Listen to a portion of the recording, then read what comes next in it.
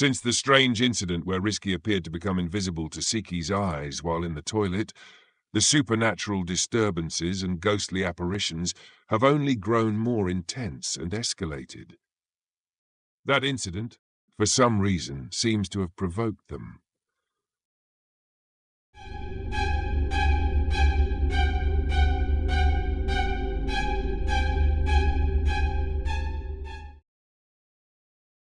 The first incident happened a few days later, during the COVID-19 pandemic in 2020, when the flat was nearly deserted. Most tenants had returned home, leaving Rizki isolated on the upper floor. It was past midnight, and he was playing Among Us with his friends while chatting with them in a group call. The window to his room was open, letting in the cool, quiet night air. Rizki's attention shifted from the game for a moment, his gaze drawn to the balcony directly across from his room. At first, nothing seemed unusual. But then, his eyes focused, and his breath caught in his throat. Standing across the balcony were three figures, eerily still. They were wrapped in white burial shrouds, their forms unmistakable to anyone familiar with Indonesian lore. Pocong, the restless spirits of the dead, bound by the white cloth they were buried in. The first two figures were of average height, their burial cloths slightly frayed around the edges. Their faces were exposed but horrifyingly flat, as if someone had wiped away all features, leaving only blank voids where expressions should have been. The third figure was taller, its head completely covered, the fabric tight and stained with what looked like age or decay. The taller Pocong stood just slightly apart from the others, its shroud swaying faintly despite the still air. Rizki froze, his body rigid with fear. The room suddenly felt suffocating, the weight of their gaze, or the lack of it, pressing down on him. Panic surged through him, and his hands began to shake uncontrollably.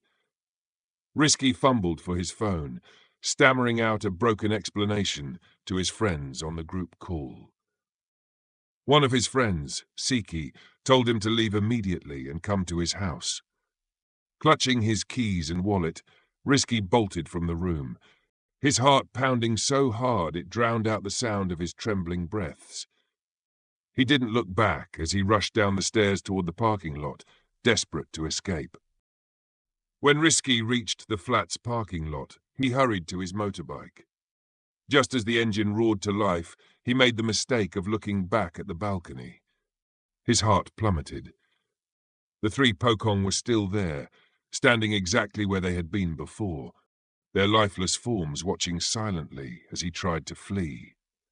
A strangled sob escaped his lips as he sped out of the parking lot, his knuckles white as he gripped the handlebars. When he arrived, he couldn't contain his emotions. Rizki barely slept that night, haunted by the memory of the three figures and the suffocating weight of their presence.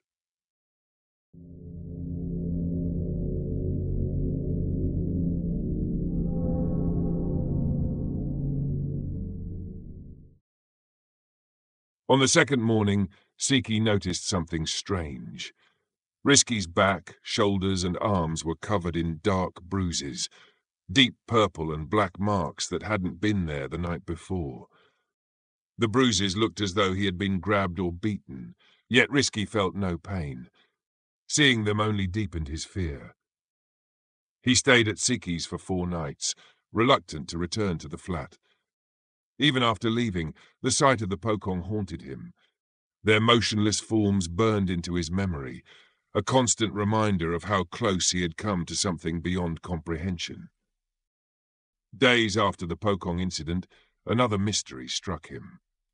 One early morning, just before dawn, Rizki was startled awake by a strange sound, an eerie chiming melody that reminded him of the music played at train stations. It echoed faintly through the flat, and Rizki quickly identified the source, one of the empty rooms nearby. At first, he thought it might be an alarm, but if it was, why hadn't he heard it before? He grabbed his phone to record the sound, his pulse quickening as he realized just how loud and surreal it was.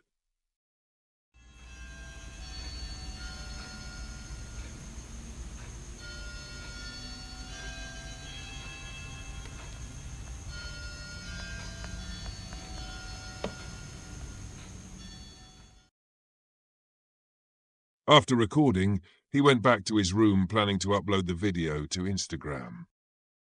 As he typed out a caption, something moved in his peripheral vision.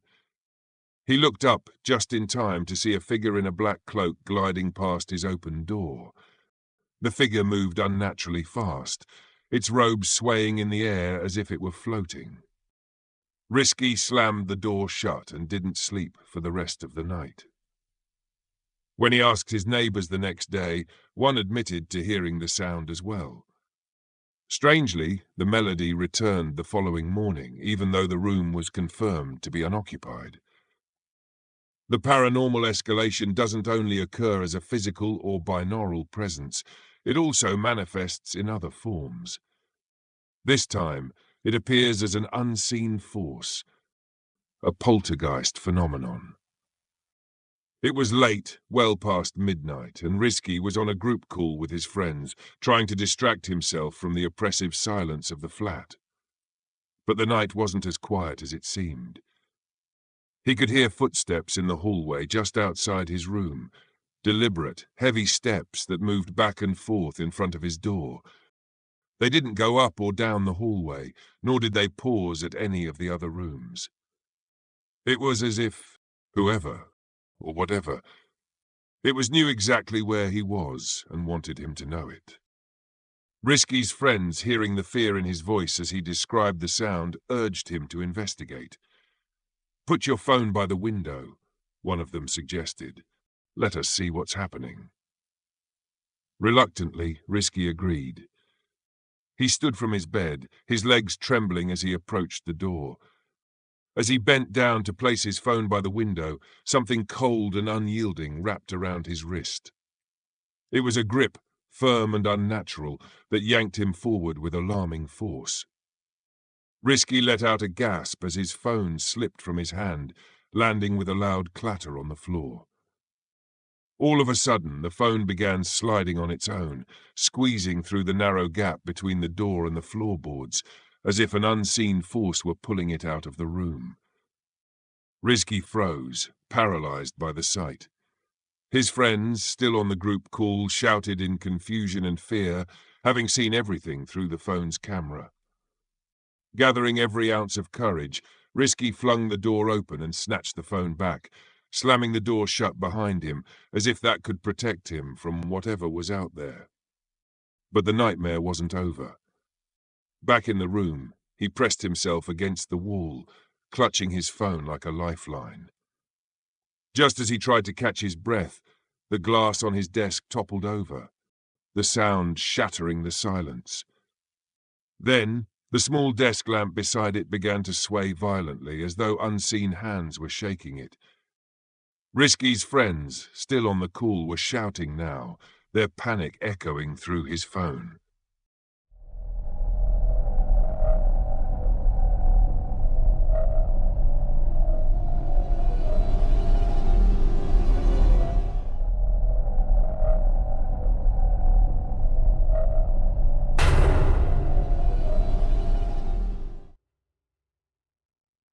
Terrified beyond words, Rizki begged his friends to stay on the video call with him until sunrise.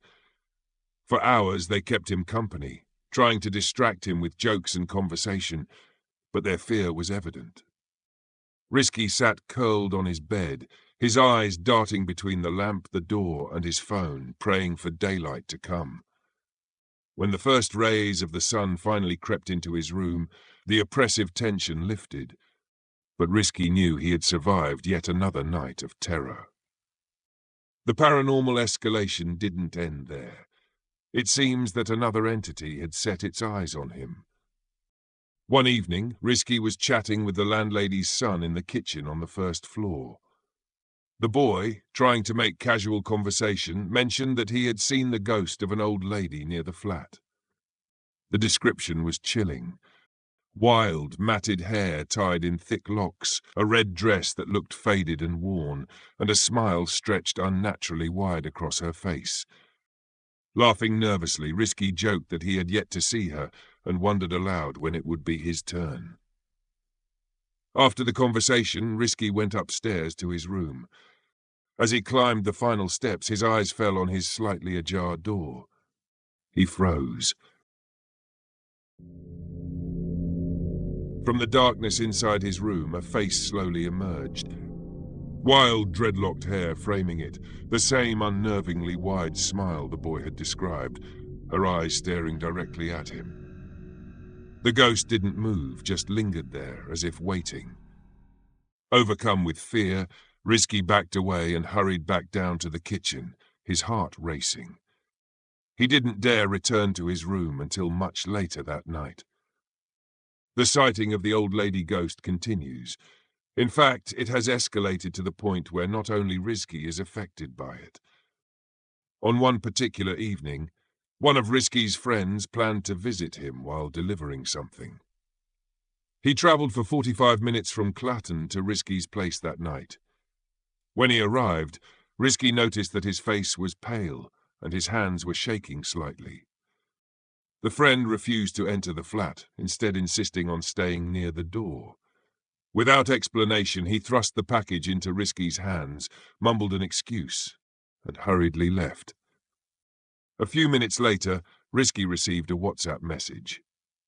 His friend confessed that as he had approached the flat, he had seen an old woman standing beside Rizki, waving at him. Rizki's blood ran cold. The image of the old lady ghost flashed in his mind, and he couldn't shake the dread that she was always nearby, watching.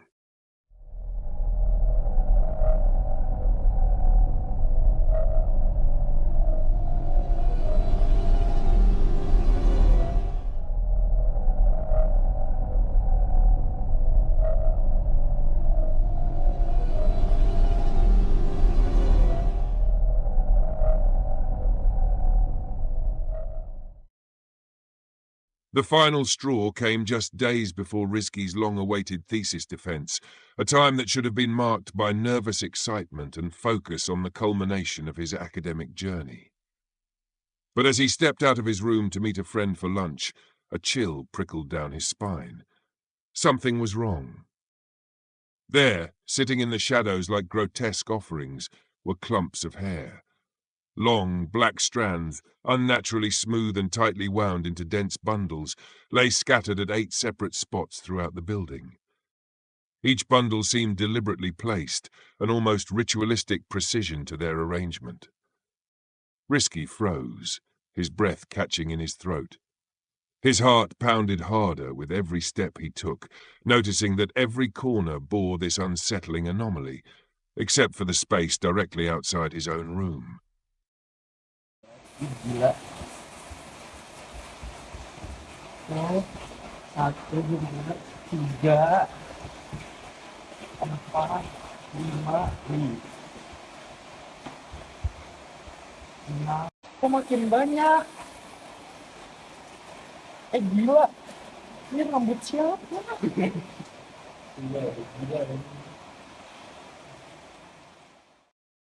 The sight was grotesque in its quiet menace. This was a men's dormitory. No women lived there, and none of his male neighbours had hair remotely close to that length. A sickening wave of nausea rolled through him, but he forced himself to gather the hair.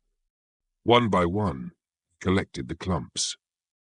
He stuffed them into one of the small trash bins on the second floor, a bin the landlady diligently emptied and cleaned every evening.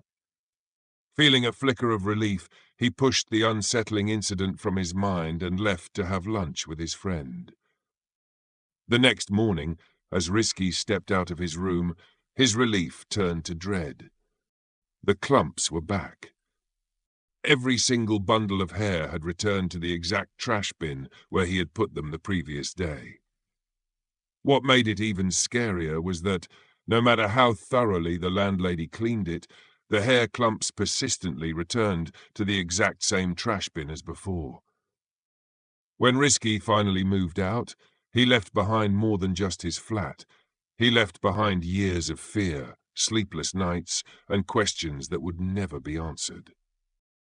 Though the hauntings stopped after he left, the memories stayed with him, as vivid and chilling as the nights he had spent trapped in that nightmare of a flat. To this day, through the boarding house's WhatsApp group, he has learned that, for whatever reason, the hair clumps are still there, inside the exact same trash bin where he had put them that day. The mysterious hair clumps became the final horror experience Rizki had in that boarding house, marking the conclusion of his horror story thread on Twitter. Netizens responded to the thread with mixed reactions. Some asked about the exact location of the boarding house, while others admitted they were too scared to finish reading the thread. Whatever the reaction, Rizki's story ended there. At least, that's what we thought. Until 2 years later. February 11th, 2023. A single comment was made on that thread, and it changed everything. That comment was posted by an account featuring a man named Ian, who made a shocking claim.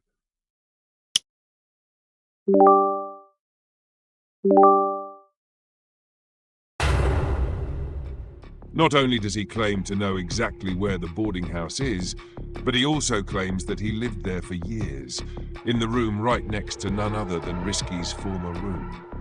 However, that is not the most shocking claim he made in that comment. The most shocking of all is that Ian lived there years before Rizki did. Back in 2006, when the boarding house had just been constructed and opened for the first time. Ian was its first tenant. And this is his story.